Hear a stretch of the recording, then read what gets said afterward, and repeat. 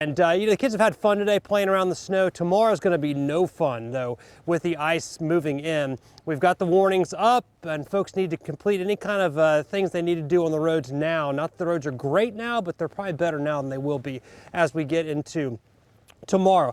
All right, so I want to start you off looking at what we've got outside right now. And our current temperature here in Richmond is sitting at 30 degrees. We have not even touched freezing today, or what we call the melting point. Technically, it is the melting point, not the freezing point. But we haven't gotten back up to that.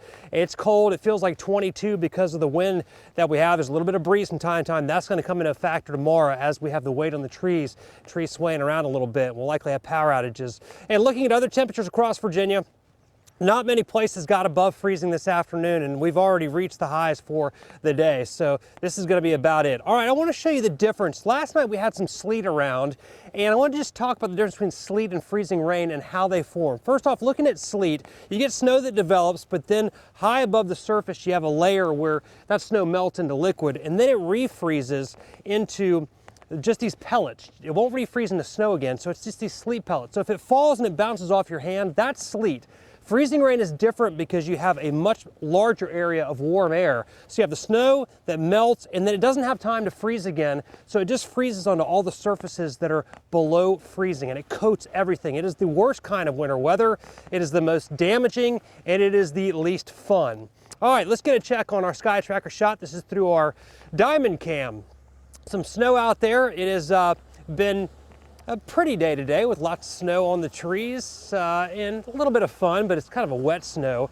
Let's check the warnings that we have. It's a nice storm warning here for central sections of Virginia. And then to our west, it's a winter storm warning. To our east, it is a winter weather advisory for lesser amounts of the ice. Over to our west, could have some sleet mixing in. That's why the combination is giving us the winter storm warning. Nothing out there right now on radar except for just some freezing drizzle and some freezing fog, just enough to keep everything wet and prevent anything from evaporating. On the broad view, nothing going on just yet, but we're going to see more precipitation developing later tonight and certainly by tomorrow morning. And for more on that, let's go inside to meteorologist Mike Stone. Mike? Thanks a lot, Zach. We'll take you through your hour-by-hour forecast. So for this evening, just some patchy freezing drizzle, so there may be some icy spots on untreated surfaces. And after we get past the midnight hour, at least the threat for a little bit of freezing rain starting across the area. This will actually increase as the morning wears on, and during the course of the day, we should have some periods of, at times, moderate to even some heavy rain. But again, as Zach mentioned, it falls as a liquid and then freezes to ice on impact. So you notice a lot of the area, about 28 to 32 degrees. It will be a little bit milder right up against the coast in southeastern Virginia.